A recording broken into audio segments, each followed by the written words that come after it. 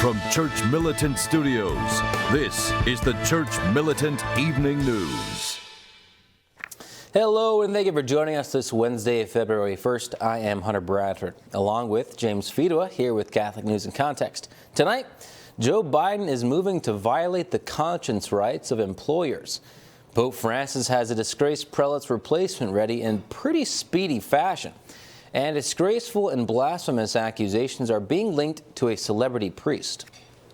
Leading us off tonight, the U.S. Bishops' Conference is urging Congress to stop funding the abortion industry. Arlington Bishop Michael Burbidge, chairman of the Bishops' Pro-Life Committee, released a statement in support of two pro-life members of Congress. Bishop Burbidge lauded them over a bill which calls for the banning of taxpayer-funded abortions. He wrote, "Protecting taxpayers from being forced to pay for abortion in violation of their conscience is a principle that has enjoyed historically broad support among Americans." Meanwhile, geriatric Joe Biden is denying that the bishops oppose taxpayer-funded abortion. On Monday, a reporter told Biden about the bishop's stance on federal abortion funding, and Biden had this to say. Tax dollars not fund abortion. No, they are not all doing that. Nor is the Pope doing that. Bishop Joseph Strickland of Tyler, Texas, blasted Biden for the comments and exhorted Rome to intervene. He tweeted, "I implore the Vatican press office to emphatically clarify that Pope Francis rightly calls abortion murder. It is time to denounce Biden's fake Catholicism." Fake Catholic Joe Biden is finding more ways to get more contraceptives into the hands of America's workers. On Monday, his administration announced a proposal that would deny an employer's moral objections to contraceptive coverage under Obamacare. For employers who object on religious grounds, the government will pick up the tab so employees and university students can access free birth control. Under Obamacare, health insurance plans must fully cover all FDA-approved contraceptives. A 60-day window for public comments begins tomorrow. Catholic celebrity and champion of celibacy Jean Vanier sexually abused at least 25 women, according to an explosive report published on Monday. This story may be graphic for some. Vanier, founder of the Large Community, colluded with his mentor, Father Thomas Philippe, to coerce adult women, including nuns, into sexual relationships. The report said that Vanier and Philippe used incestuous representations of relationships between Jesus and Mary as a theological means to further their sexual goals. The 6 scholars who compiled the report explains how Vanier and Father Philippe interpreted celibacy as not of the order of marital exclusive love, but as supernatural by essence, and therefore implying a multiplicity of partners. And our Rome correspondent, Dr. Jules Gomez, has been following this story. Jules, great to see you again. This sounds bizarre. I mean, can we assume this is an isolated incident of spiritual abuse? Good evening, James. It's a very big tragedy, and I hate to report this, but this is far from an isolated incident. I've been reading academic literature, and I was stunned to note that this has made it to peer-reviewed journals.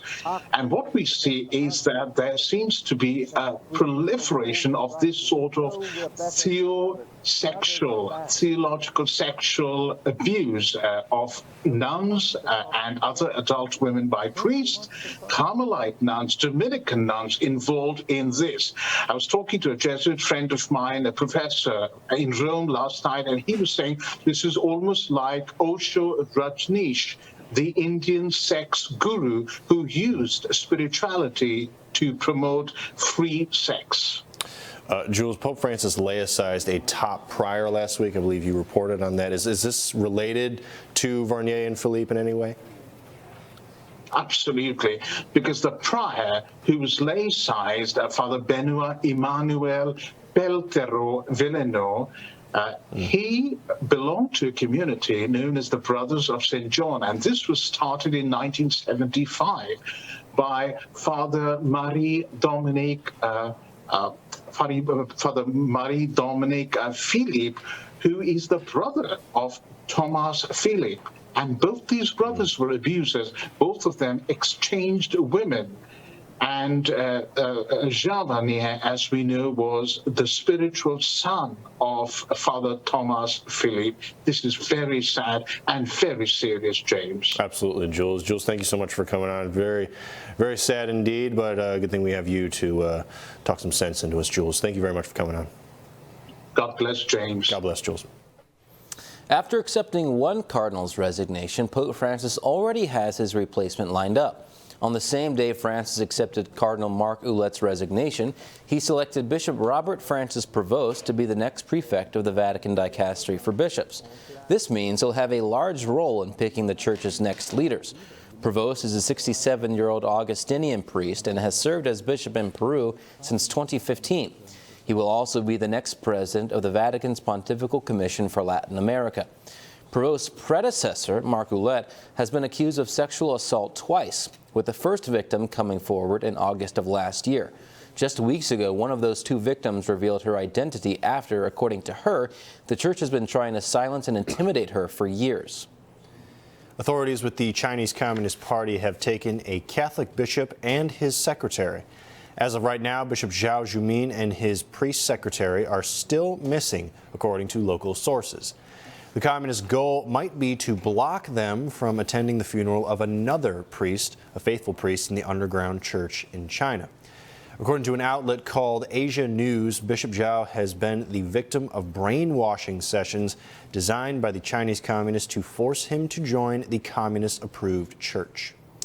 Hindu activists in India are protesting, saying they want laws making it harder for people to convert away from Hinduism, for example, becoming Christians or Muslim. On Sunday, hundreds of people rallied together starting in central Mumbai, standing against religious conversions.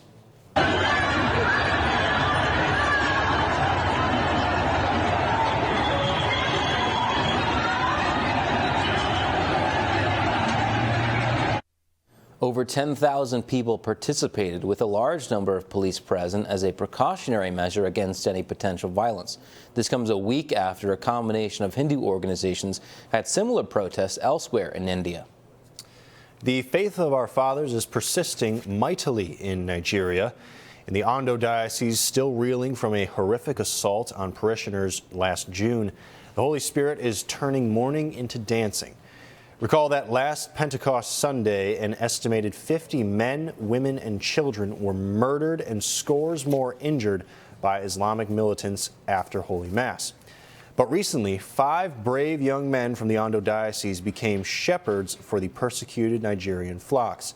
They received the sacrament of holy orders and were ordained by a jubilant Bishop Jude Orogundade in the Sacred Heart Cathedral in Akure, the largest city in the Ondo Diocese. Social media has been flooded with congratulations and prayers for the newly ordained priests, and we congratulate them as well. When we come back, a cop gets canned for sticking to his religious beliefs. And in this state, multiple pro-life bills got turned down by a committee. Stay tuned, all that and more up next. Thank you for watching the first half of Church Militant Evening News. If you would like to watch the rest of today's episode, please click the link in the description, and we'll see you at churchmilitant.com. God love you.